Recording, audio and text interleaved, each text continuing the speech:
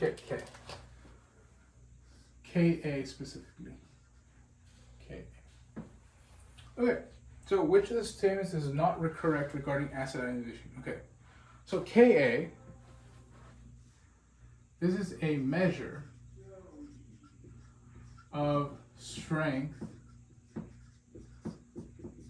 of acid acidity. Right?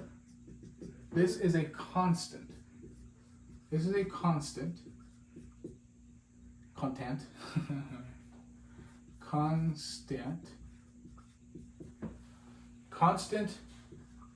at a certain temperature for a certain acid, right? Because acids have different acidities, right? There's such thing as there's a weak acid and a strong acid. Ka is the one that tells you this. Okay. pH, this is just a measure of H plus in solution. Right, so this can change depending on your solution.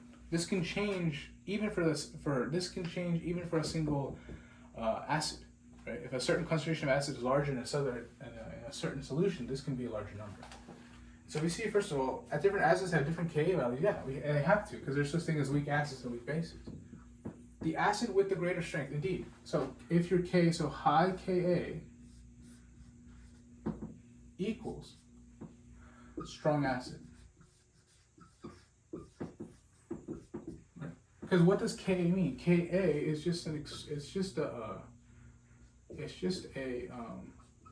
KQ, but specifically for an acid. It's just products of reactants, right? And we draw a very simple reaction here.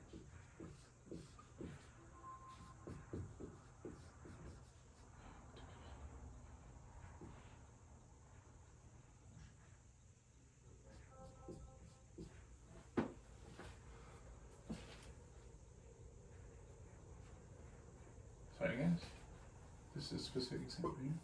Right?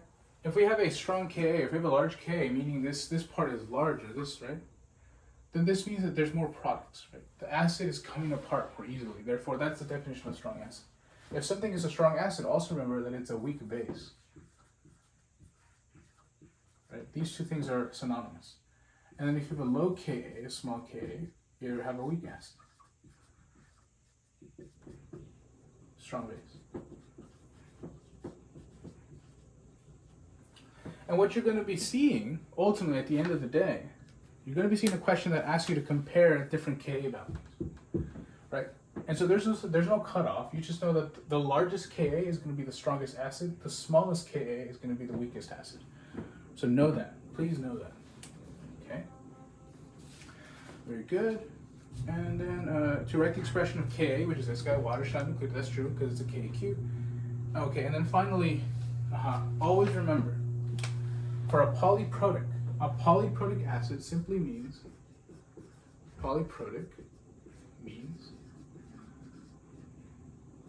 more than one H plus can leave. And so an example of this guy would be sulfuric acid. Right? SO4, it's because of that 2 there. Right? That 2. And so you have to know it's always easier to remove the first one.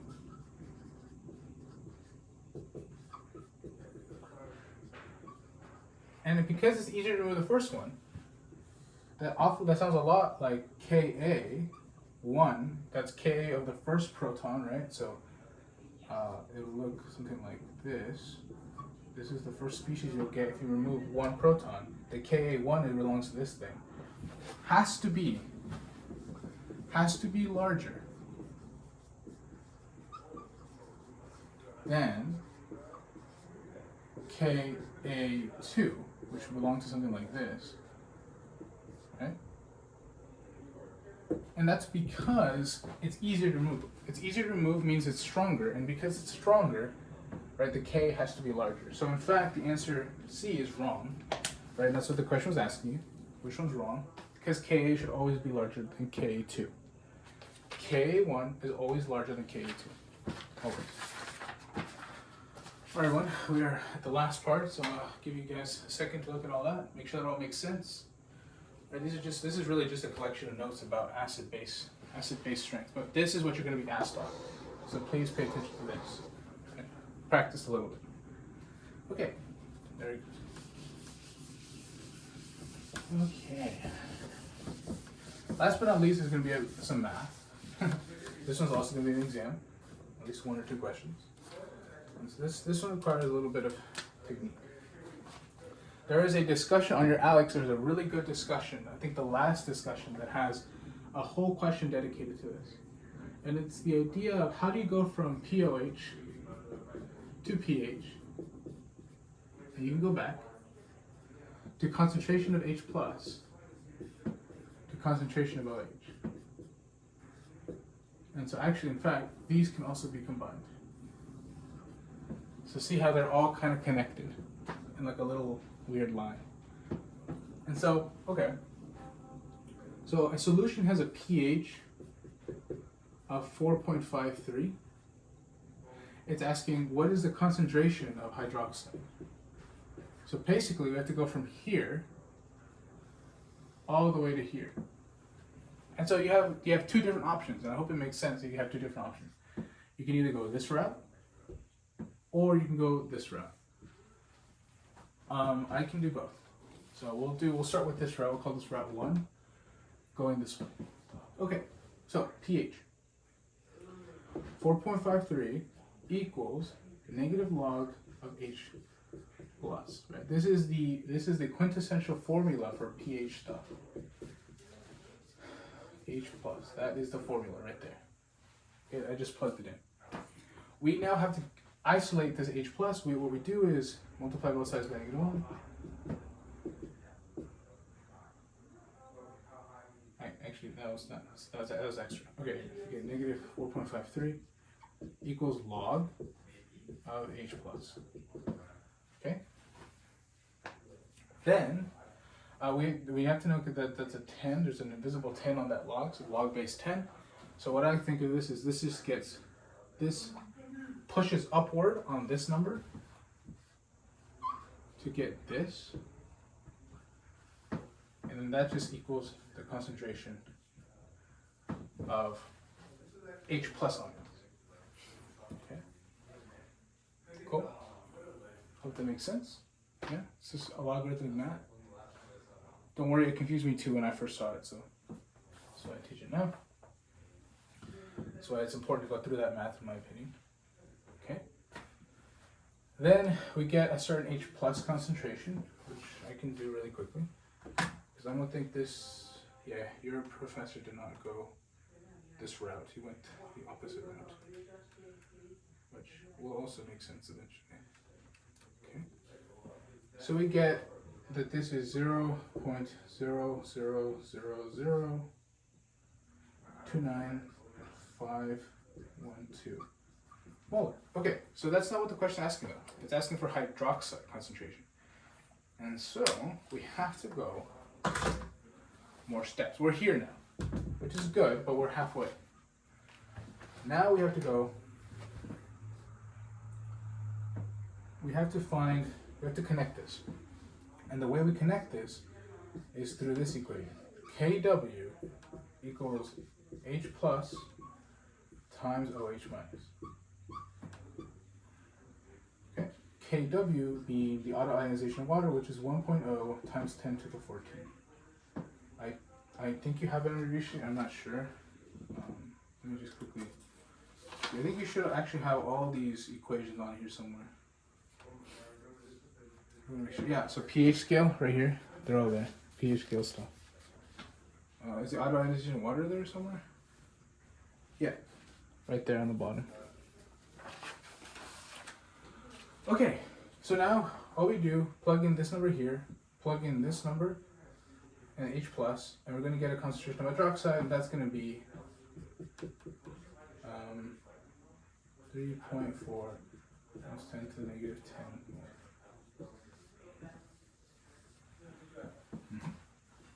Right? So this is so this is pathway 1 that I chose to go. You can do that. If you feel more comfortable doing it, go for it. The next pathway is going to take you through a different pathway, but they're about the same. They're about the same. Really, it's about your choice. I'm going to use black for this one. We're starting again at pH. 5.3 pH. There's another formula that's on your review sheet that tells you that pH plus pOH gives you 14. Remember, this pH, I'll explain later. Anyway, this is where we're now. This is where we're now. So we just plug that in, and the pOH is going to equal 9.47. Okay, cool. This 9.47 can then be this pOH can now be placed in this again. So I want you to notice the similarities between the equation for pOH and the equation for pH. They're the same. So this P comes from this, that negative log part, that's P. And so that means we can do the exact same math that we did with the log.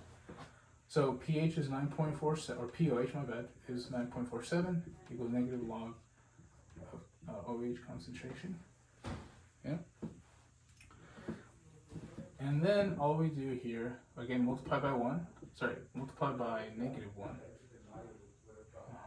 So negative 9.47 equals log of this guy.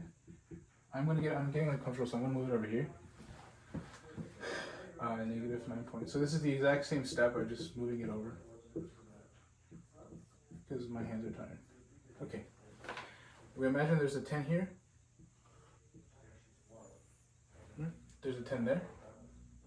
Remember, we push it up, so it's 10 to the negative 9.47 equal the concentration of hydroxide, and that's going to give you the exact same answer of 3.4 times 10 to the negative 10 molar. And voila, you are done. You have just done the exact same thing 2 different ways to get the exact same answer. Okay, good. I'll give you a second to look at all that, make sure that all makes sense. Let me write down really quick. This is pathway 1.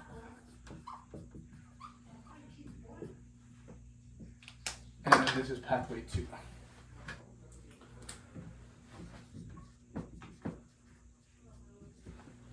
Oh, 2. Oh, that's 1. Makes sense. I hope that makes sense. Good. Last but not least, let me get my other example really quick. Just because I don't have my phone with me.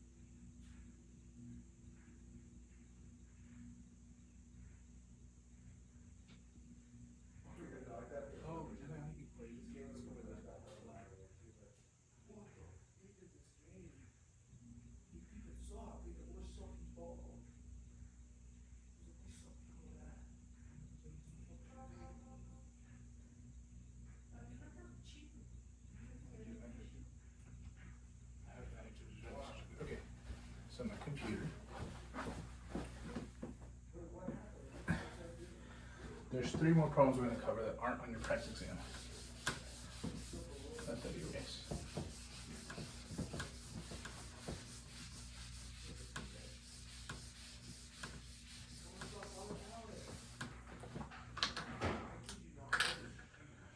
First one's this thing.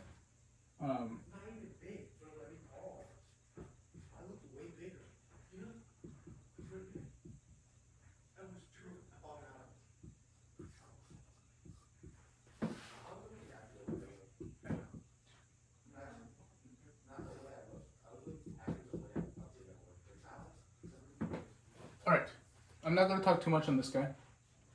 I just want you to know that this looks very easy. So the question here being, what is the coefficient for aluminum? Now this looks really easy because you can just see, oh, okay, there's a 2 here, and you can put a 2 there, and then you'd be done. No, you have to make sure that everything is balanced, right? This side and this side have different oxygens. So how you're going to go about that is, okay, this side has 4 oxygens, this side has 3 oxygens. To figure, when you hear your numbers are like this big and they're kind of equally big, you want to find the least common multiple.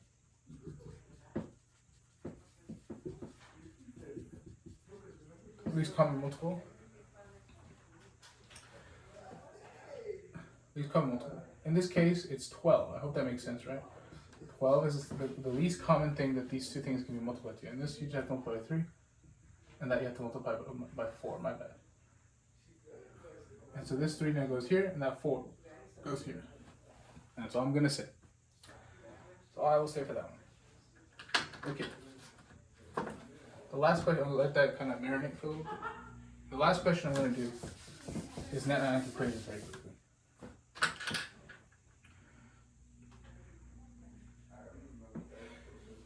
quickly. AgNO3 plus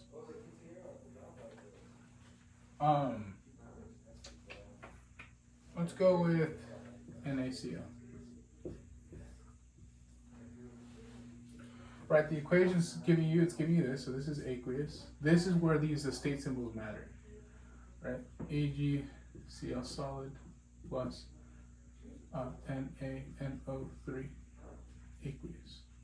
I want you to make sure that this is solid. You have to know this is solid, everything else is aqueous. Okay, so when you're looking at net ionic equations, you just break things, you break every single chemical species into its ionic parts. So Ag plus aqueous plus NO3 minus aqueous plus Na plus aqueous plus Cl minus aqueous. Right, that's just this part. This side is its own thing. AgCl solid plus Na plus aqueous plus NO3 minus aqueous. And I want you guys to notice a big difference here.